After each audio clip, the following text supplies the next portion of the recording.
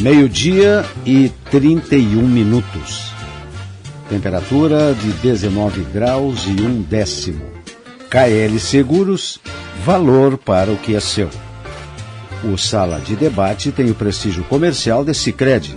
Invista na previdência privada do Sicredi e garanta um futuro tranquilo para você. Parque Hotel Morotim, o local ideal para o seu evento. Pois ontem nós já havíamos recebido e hoje há a renovação da informação com relação à Defesa Civil. E foi divulgado por todos os órgãos de imprensa de Santa Maria, rádio, jornais e televisão, de que nós estamos diante de fortes ventos, chuva forte, raios e até possibilidade de granizo. Pois foi o que aconteceu ontem por volta, eu acho, de 8h30, 9 horas, até as 10, 10 e pouco. Pelo menos lá na minha região, o aguaceiro foi intenso, raios, ventos. Tanto é verdade que esse aviso da Defesa Civil era procedente. Houve várias zonas de alagamento em Santa Maria, árvores derrubadas, postes derrubados. Tanto é verdade que hoje ainda mais de 1.800 consumidores de energia elétrica estão sem abastecimento de luz. Isso me apavora. Não é? Porque Imagina. Acho que faz uns 3 anos. Foi no governo anterior. Não tem nada a ver com o governo, só estou fazendo a cronologia para me entender, por favor. Portanto, acho que faz mais. Acho que ainda é no governo Schirmer, que boa parte da cidade ficou mais de uma semana sem energia elétrica. Quando entende-se boa parte da cidade, a minha parte da cidade, que é ali perto da prefeitura, não é num lugar. Caíram árvores ali no Parque Itaimbé, ao ponto de 1h30 da manhã de um sábado para domingo, eu ouvir um barulho lá fora, fui olhar, saí para a sacada e comecei a aplaudir o pessoal da S-Sul. Na época era S-Sul. Não aguentava mais. Até eu, que sou um amante do rádio, não aguentava mais só ouvir rádio. Porque não tinha mais energia elétrica. Durante 6 dias. Imagina o prejuízo. Eu tive muito prejuízo, mas... E aí então eu ando tão cuidadoso, começa a chover, eu já começo a salvar coisa. Começo a botar a bateria no celular, começo a salvar os textos que eu estou fazendo. Salvar no sentido de garantir para não perder, porque eu perdi muito a última vez. Não tem que fazer tudo de novo. Então, e aí lembro, Roberto, o Pérez não estava nesse programa, mas você estava. Eu lembro de uma fala do nosso querido Globetrotter, Jorge Cunha. Opa! Que contou aqui certa vez num programa sobre a Alemanha. Não sei se é a Alemanha ou outro país da África. Alemanha ele vai seguir. Não, mas ele conhece mais de 100 países. Mas um desses desenvolvidos, ele nunca foi só para Djibouti, parece que ele não foi ainda, nem Burundi. Mas a África parece que ele não gosta de pobre, né? Sabe como é? Mas ele faz só para o primeiro mundo. Mas ele citou um país, acho que foi a Alemanha, mas não foi a Alemanha, não tenho certeza. Em que nunca faltou energia elétrica. Ao contrário, faltou meia hora em não sei quantos lá anos e foi um escândalo nacional. Aí eu fiquei pensando, fiquei 6 dias e sequer fui indenizado. Eu acho que foi um país nórdico. Se reclamar, vão deixar mais chato ainda. Não sei se não foi a Finlândia. Não me lembro, mas é um desses países pobres da Europa lá. Entendeu? Nunca faltou energia elétrica. Nunca faltou energia elétrica. Aliás, se faltar, fico pensando na Groenlândia, mas na Groenlândia, que deve ter alguém que mora lá além dos esquimós? Não, esquimós, é no Alasca. Ah, no Alasca? Pode ser não, tem mais não. Pode ser no Alasca, não tem problema. Qualquer um desses países, imagina se não tem energia elétrica num Alasca, país como este. O cara encaranga, o sinônimo de encarangar ao extremo. Mas, enfim, num país tropical como o nosso, faltar energia elétrica é um problema. É um problema, porque não é só a energia elétrica. Nosso bombeamento de água é feito com energia elétrica. Então, quando falta luz, falta água também. Em boa parte da cidade. E ontem de manhã eu ouvi o barulho, eu não soube dos efeitos, mas ao ouvir o barulho da chuva, eu comecei a tomar medidas profiláticas. Inclusive, aquela cruz de sal mesa de madeira. Eu não sou um cara assim, eu não gosto das coisas. A minha mãe fazia isso. Não, tudo bem, até para funcionar, não estou duvidando, mas eu sou um cara muito cético.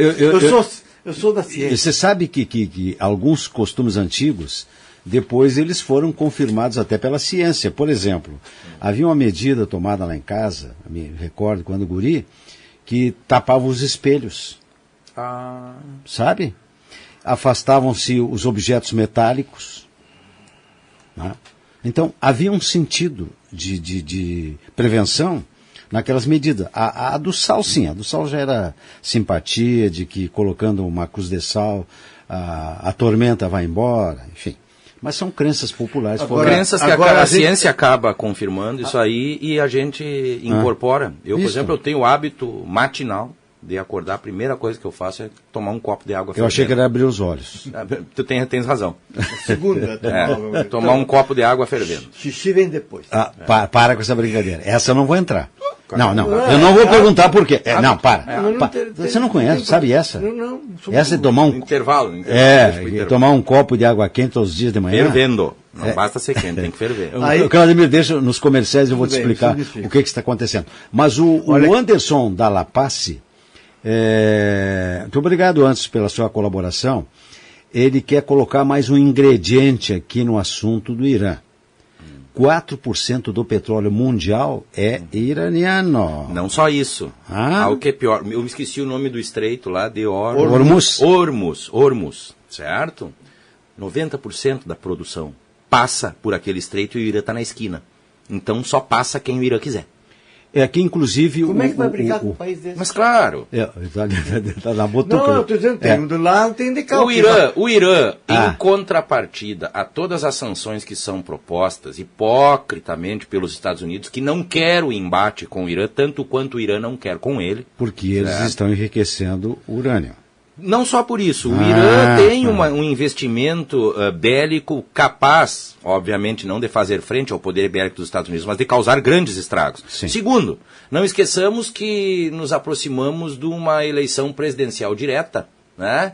E que a ida à guerra, submetendo jovens americanos a todos os seus perigos, não é do interesse do candidato à reeleição. Perfeito. Terceiro e principal, meus amigos.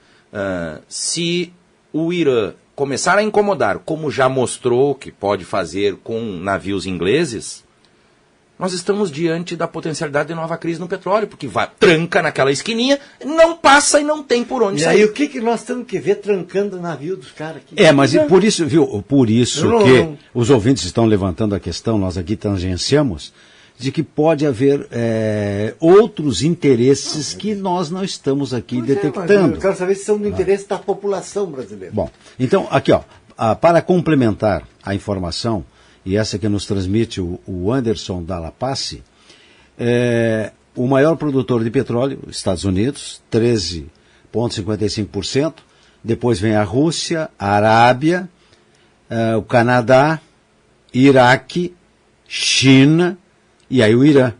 Tu sabe qual é o maior consumidor de petróleo do mundo? E os Emirados Árabes, que eu achei que tinham uma quantidade maior, na verdade, 3%. Tu sabe qual é que é o maior consumidor de petróleo do mundo? Não. Os Estados Unidos. Mais do que ele produz. Tanto que ele importa petróleo. Por quê?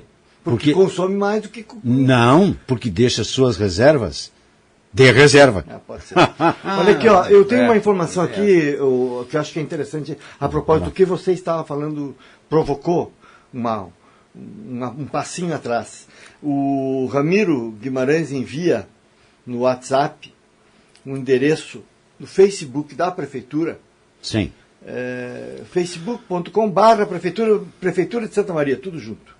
Ou bota lá, busca lá Prefeitura de Santa Maria que vai chegar. Tem orientações de como agir em caso de chuva, vento e raio. Tudo lá no Facebook da Prefeitura. Muito legal. Obrigado, Ramiro. Porque tem inclusive o número de telefone da Defesa Civil e tal. Eu tenho aqui, mas... Da Defesa Civil, ao menos. Tem. 3222... Repita-lo. Não terminei ainda. Como é que eu vou repetir? Desculpe, 3222-5192. Acabou de falar. Tá, repita-lo. 3222-5192. Muito bem. Coisa, aliás, que não pode ser subestimada, né? Porque nós estamos aí acostumados a ver não dá nem para chamar mais de imprevistos, né? Mas tragédias única e exclusivamente pela negligência diante dessas intempéries aí. O Rogério Bueno participa do programa com a seguinte manifestação: Bolsonaro vai ter que escolher entre agradar a bancada ruralista ou agradar Donald Trump.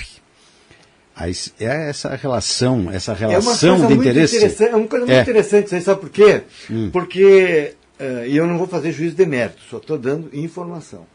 O fato de ter que agradar, em vez de agradar a população brasileira, agradar o seu eleitorado mais cativo, é uma escolha. Mas essa escolha, ela pode trazer graves malefícios ao conjunto da população. Eu estava lendo hoje que foram liberados... Se for prejudicado o comércio brasileiro... 329 defensivos agrícolas. Nunca antes, em 10 anos, em tão pouco tempo, se liberou tanto defensivos agrícolas, não. Agrotóxicos. Né? Foram liberados no intuito de, claro, agradar a bancada ruralista, aumentar a produção e tal. Só que é um problema, porque essa produção terá que ser vendida. E aí, no mercado como o europeu, por exemplo, que é um grande comprador, a China, tudo bem, os caras compram, como se diz, a granel. A baloque. A granel. Né? Mas, que é um importante... Eles não compram. Conforme o processo de produção e a aplicação de determinadas substâncias, eles não compram. É quase como na carne. Sem falar aí sim, retaliação comercial que a gente pode estar sujeito por causa de outras medidas para agradar o eleitor. Pois então, assim, tem que preocupar com o conjunto da população. Mas, enfim, eu não quero entrar nesse assunto, porque as pessoas já ficam passionais e eu não estou afim. Não estou com saco. Eu estou quase sexagenário, não quero mais encrenca. Mas nós estamos aqui para manifestar as nossas opiniões na presunção de representar, né, os ouvintes que não têm acesso ao microfone. Tá? Então, o que eu quero dizer é o seguinte, é que, pelo menos, o que eu li hoje de manhã, que uma das intenções dessa liberação é exatamente abrir o leque do mercado para facilitar e promover e estimular a concorrência, na medida em que a concorrência vai fazer com que alguns custos caiam. Pode ser. Essa é uma das intenções, pelo menos não só uma das que eu li. Tem uma explicação, mas ao fim e ao cabo, como se dizia antigamente, o objetivo é agradar a bancada ruralista. Mas essa aqui... Que tem 200 votos no Congresso. É considerável. Bom, outro assunto que permeou os noticiários com restrições, com cautela e com medo, é com relação a uma possível greve nacional dos caminhoneiros. Essa sim. Tem que ver, é outra dicotomia. Eu estava lendo sobre isso hoje. Ao mesmo tempo em que o presidente agrada os caminhoneiros e morre de medo, e eu também morreria, vou deixar claro, de uma greve pelas repercussões que ela poderia ter, ele desagrada as empresas transportadoras. Pois é, Claudemir, mas você leu, eu estava lendo a notícia e comentei com o Péricles. Tem dois lados. E aliás, no caso não é dois lados, viu? Porque os dois lados apoiaram ele. Porque é o que eu vivo dizendo aqui e é o respeito que eu tenho aos ouvintes que participam do programa. É exatamente isso aí. Toda moeda tem duas faces. Então, às vezes a gente interpreta de um lado, mas virando a moeda tem outra face. Então, aqui, por exemplo, é o caso.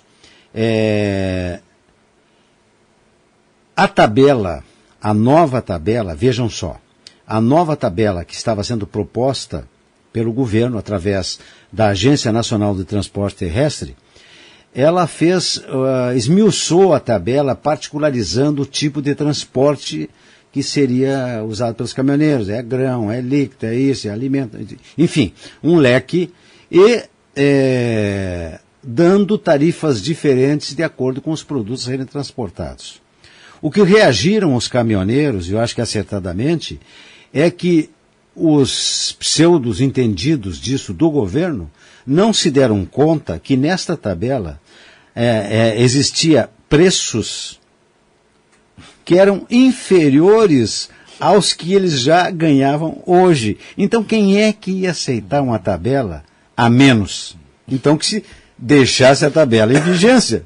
Então um negócio assim que, por isso que o governo se deu conta do assunto e já, olha, vejam só, as redes sociais continuam ativas e extremamente trafegáveis, a ponto de que através do WhatsApp, por exemplo, os caminhoneiros já estavam articulados e em 2 estados, em Minas e na Paraíba, já havia indícios de que os caminhoneiros iam parar nesses estados. Precisa comentar?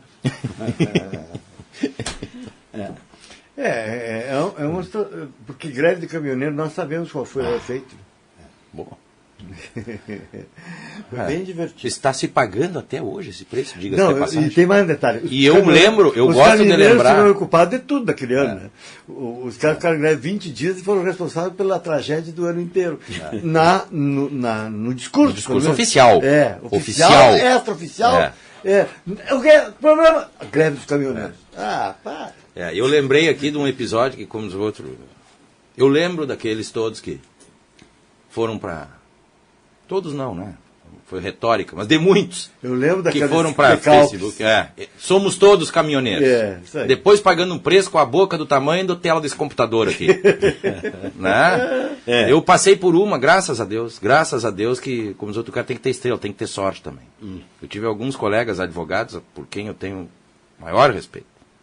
Mas uma comissão da ordem estava pronta para ir para o posto lá, com camisetas da OAB e dizendo, somos todos caminhoneiros. Eu, na hora de não, calmem, parem onde vocês estão. Devagar que o santo é de barro. Devagar com andor que o santo é de barro. A entidade não pode ser aparelhada para esse tipo Não, mas eu dei sorte porque eu fui avisado e aí... Aliás, não é a OAB, viu? Eu estou falando de... Qualquer entidade. A OAB, porque tu está falando dela. Não estou falando só dela. Camiseta com a camiseta com a logomarca da OAB... Legitimamente os colegas entenderam que deveriam apoiar, mas eu disse o seguinte, os colegas vão, advogados, como podem ir, dentistas, médicos, engenheiros, pedreiros, padeiros, marceneiros, o que quiserem. Agora o símbolo da OAB não vai para posto de gasolina apoiar a manifestação, que a gente não sabe de onde é que veio e para onde é que vai. Eu acho, agora você no final disse... Se fosse uma posição institucional... Aí que está. No bojo desses movimentos, muitas vezes, e entendo até que na maioria das vezes, os movimentos começam num idealismo e na defesa de uma categoria, como era dos transportadores, dos caminhoneiros, enfim, e que de repente se contamina com a ideologia política.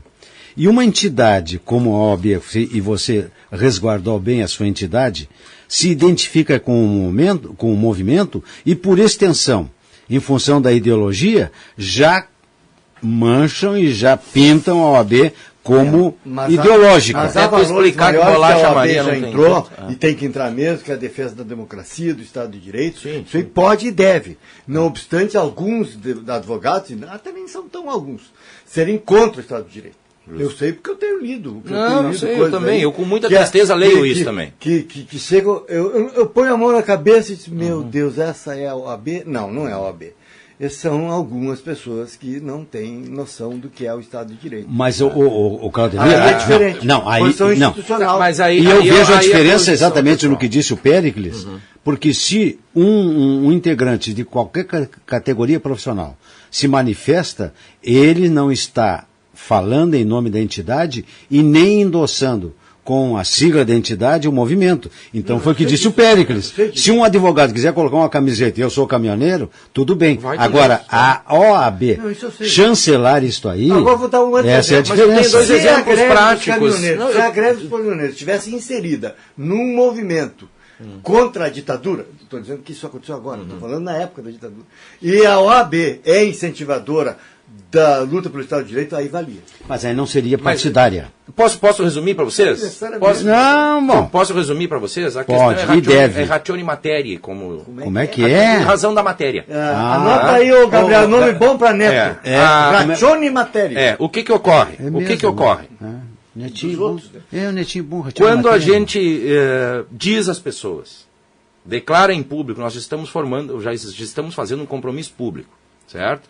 Que a nossa ideologia é a Constituição Federal. Perfeito. A nossa sigla não é P isso, P aquilo. Nós temos as nossas letras, é O, A, B. Tá? Diante disso, eu tenho 2 exemplos que materializam tranquilamente o que está acontecendo. Ou o que já aconteceu. Nós tivemos, por exemplo, lembram das manifestações, não é pelos 20 centavos? A OAB estava lá. Mas a OAB não estava se manifestando. A OAB estava lá resguardando o direito de livre manifestação. Vocês lembram das manifestações pelo impeachment nas ruas? A OAB estava lá. Mas não estava lá pleiteando pelo impeachment, porque ao fazê-lo o faz na sede correta, que é no Congresso Nacional. Perfeito. Certo? Mas estava lá para garantir às pessoas o livre direito de manifestação, que é o que está na Constituição. Como já nos agremiamos com inúmeras outras entidades, CNBB é um exemplo, certo? Associações de magistrados, associações de procuradores, associações de defensores públicos, associações de jornalistas, sempre que, em razão da matéria, achamos não só pertinente e cômodo, mas indispensável que a instituição que mais defende a democracia e o protagonismo do cidadão brasileiro aqui tenha a obrigação de se manifestar. Agora, efetivamente o que vocês disseram. Se é em razão da matéria, não é em razão de lado algum. Perfeito. Repito, nossa sigla é OAB, nossa ideologia é a Constituição Federal. Porque, certa feita, ô Péricles, eu acho que no resguardo dessa vamos dizer, independência, numa entidade que eu participava do conselho, eu não vou especificar aqui para não dizer que eu estou ideologizando ou querendo denegrir a atividade de uma classe ou sindical. Mas eu participava de um conselho e numa determinada reunião foi dito, olha, está faltando um conselheiro para nós compor ou recompor o nosso conselho. E aí um iluminado lá disse assim, pois é, nós precisamos trazer para o conselho um representante, quase que eu digo, do partido tal. Quando ele falou isso, trazer um representante de um partido tal, eu disse, muito bem, vocês vão ter que conseguir 2 integrantes.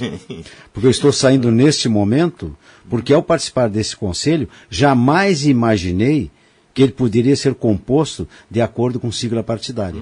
Eu, como não tenho sigla partidária, eu não acho uma doença infecto-contagiosa você ter filiação partidária. É um direito É constitucional. um direito de eu não ter filiação partidária. E ter também. Mesmo que os meus parentes, aí todo mundo sabe das suas filiações e atividades políticas, eu me sinto à vontade aqui no programa exatamente porque eu não tenho filiação partidária. E, Roberto, posso ter tendência partidária. Nessas questões institucionais, a gente tem que cuidar muito também com o preconceito e a postura do indivíduo. Né? Porque, veja só, há o direito constitucional do sujeito não ser agremiado a partido nenhum, como há o direito constitucional de sê-lo. O que não o torna menos que qualquer outro membro de qualquer instituição, seja ocupando o cargo que for. No entanto, é disso que se reveste o indivíduo para estar ali? Bom, está no lugar errado. Agora, o sujeito pode ser PSDB, PT, PSL, PDS, Arena, PCdoB. Eu tenho um exemplo que eu convivo com todos eles. Inclusive dentro da instituição. Sem problema, claro. Ninguém é vetado aqui em Santa Maria, no Conselho Federal. Não, claro. Agora, não venha exercer ideologia partidária lá dentro. Exatamente, dentro da OAB, que aí não tenha dúvida, vai levar um café bem doce. O que é isso? Você sabe o que é. No intervalo eu te explico. É um pontapé. Tanta coisa é um pontapé naquela região que você sabe. Do outro lado. Há uma advogada. Isso. Há uma advogada a quem eu reputo a maior respeitabilidade, primeiro pela técnica que ela exerce no âmbito da advocacia trabalhista. Maria Cristina Carrion Vidal. Foi secretária-geral da Ordem por 2 mandatos e participou do processo extremamente democrático de posicionamento da Ordem com relação ao impeachment da presidente Dilma. E ela, esquerdista convicta, de conteúdo, leitura e conhecimento para defender as suas ideias, passou por aquele desgosto de ver a sua instituição envolvida? Não envolvida, mas postar-se pelo impeachment da presidente que ela havia auxiliado a eleger. E eu observei, fui conversar com ela no dia dessa votação e perguntei a ela o que ela faria, porque sabia que, sinceramente, ela estava sentida. Diz ela, É uma questão democrática. Não é porque perdi uma eleição interna que vou abandonar, desrespeitar, né, a minha instituição. Eu continuo no lugar onde estou. Lamento, mas se é uma bandeira da ordem, é uma bandeira minha também. Né? Não se necessita unanimidade em regimes democráticos. Aliás, em regime democrático não há unanimidade. Isso é regime absolutista. Mas o consenso e o respeito a ele, a vontade da maioria, eu materializei na pessoa dessa advogada. Perfeito. E aí? Respeitável. Bom, o nosso ouvinte Edson se manifesta e participa do programa da seguinte maneira: não vejo lógica com esta concordância sobre o presidente em relação ao alemão. Não se justifica cometer erros agora porque os outros já erraram, e sim fazer o correto, e não só questionar os outros e não ter a iniciativa do certo. Eu volto ao assunto, Edson, para dizer o seguinte: eu não entro no mérito dos conhecimentos e nas informações que tinha o presidente para dizer o que disse. Até porque ele não disse quais são esses dados, exatamente, quais são essas informações. Mas eu fecho com o ouvinte. Eu também fecho. Que realmente acreditar a um governo que tem 7 meses todos os desmandos do que foi feito na Amazônia, eu também acho muito cruel que isso seja feito. Tá? Agora, se o governo atual vai tomar as medidas que interessam ao país, acima de tudo, é outra questão, que nós estamos no aguardo e na expectativa de que isto aconteça. Na torcida. Exatamente, na torcida de que ele defenda os interesses nacionais. A boa máxima aquela, não há lógica ou racionalidade em, usando o chavão, né? Em torcer contra o piloto do avião. Eu não estou dentro, né? Por isso, nesse alinhamento, eu estou aguardando as informações da presidência, ou do seu porta-voz, ou do governo, com relação à contestação que ele fez ao chefe, ao presidente, ao diretor do INPE, que até então uma pessoa, um cientista, né, de renome consagrado, e que o presidente contestou as informações do INPE. O dia que nós discutimos esse assunto, e eu repito o que disse naquele dia, eu estou na expectativa de onde o presidente tirou as informações para contestar os dados técnicos e científicos até então do diretor do INPE.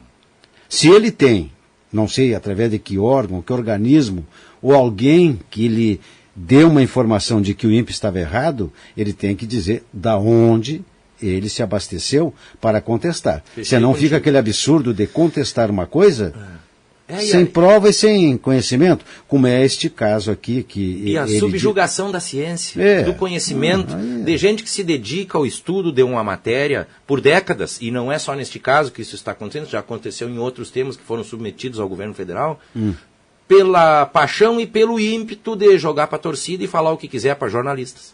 Como da mesma forma que eu acho que o presidente deveria fornecer a origem das suas informações, da mesma forma eu acho que o diretor, presidente ou chefe do INPE não é o Papa e é infalível. Exatamente. Não é? Agora, para contestá-lo, você tem que ter dados. Mas eu acho que nesse tema ele não é o Papa, não é infalível, e, aliás, como qualquer ser humano. Mas se tu tivesse que apostar em quem está errado, tu apostaria em quem? No INPE. Não, eu apostaria no outro. Olha aqui, eu tenho um que estudou e tu que não estudou, cara. Então eu vou ficar com o estudado aqui. Sabe? Eu ainda acho o estudo muito importante. É a história de falar para os seus e não para o todo. Pois é. Complicado. Eu vou admiro os seus ainda acreditarem.